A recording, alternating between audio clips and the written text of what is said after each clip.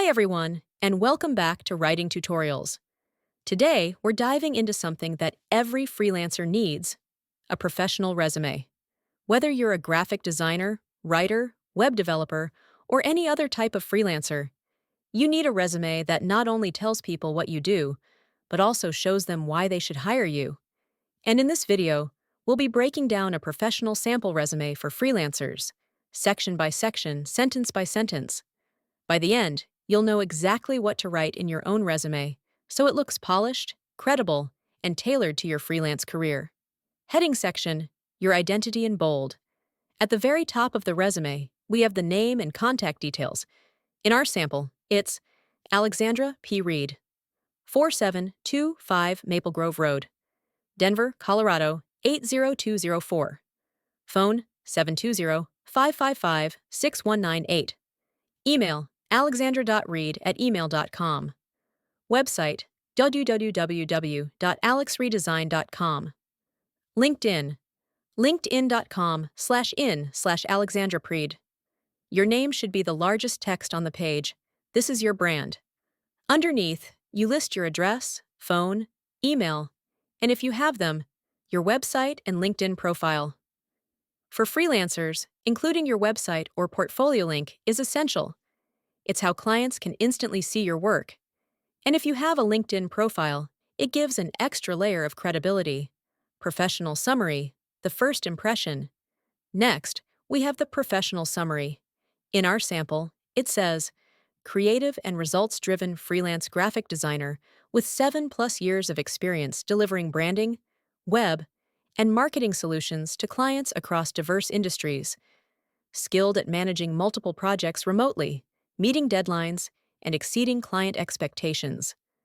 Adept at translating ideas into visually compelling designs that drive engagement and sales. Now let's break this down. Your professional summary is like your handshake. Short, confident, and engaging. Start with your job title, in this case, freelance graphic designer. Then highlight how many years of experience you have. Next, mention the types of projects or industries you work with. Finally, wrap up by talking about the results you bring to clients, such as boosting engagement or increasing sales. Core skills, your toolkit. After that, we have the core skills section. This is a quick list of the tools and abilities you bring to the table. Adobe Creative Suite, web design, brand identity development, social media graphics, digital marketing campaigns, client communication, time management. The key here is to list skills that are both relevant to your freelance work and searchable for clients or recruiters. If you're a writer, your list might include copywriting, SEO, and editing. If you're a developer, you might list JavaScript, React, or UX design. Keep it targeted. Too many unrelated skills can make your resume look unfocused. Freelance experience, your proof. Now we move to the freelance experience section. This is where you show what you've done, not just tell people about it. In the sample, Alexandra lists her role as freelance graphic designer, self-employed, working remotely. She then includes a date range, January 2017, to present. Under that, she uses bullet points to list specific achievements. Designing brand identities for over 50 businesses. Creating responsive WordPress websites. Delivering high-quality social media content. Coordinating with teams to finish on time. Maintaining client relationships with an 80% repeat business rate. Notice how each bullet point starts with an action verb. Designed, created, delivered, coordinated, maintained. Action verbs make your experience sound dynamic and result-oriented. Selected client projects, showing your best work. Alexandra also has a selected client projects section, and I highly recommend you do this as a freelancer. It's where you can highlight your most impressive jobs. For example, Mountain Brew Coffee Company, complete rebrand and packaging design. Aspen Yoga Retreat, website and promotional materials. TechPoint Solutions, infographics and marketing layouts. By naming clients and briefly describing the work, you make your experience more tangible. If your projects are confidential, you can still describe them without naming the client, like luxury fashion brand, social media campaign management. Additional projects, going beyond.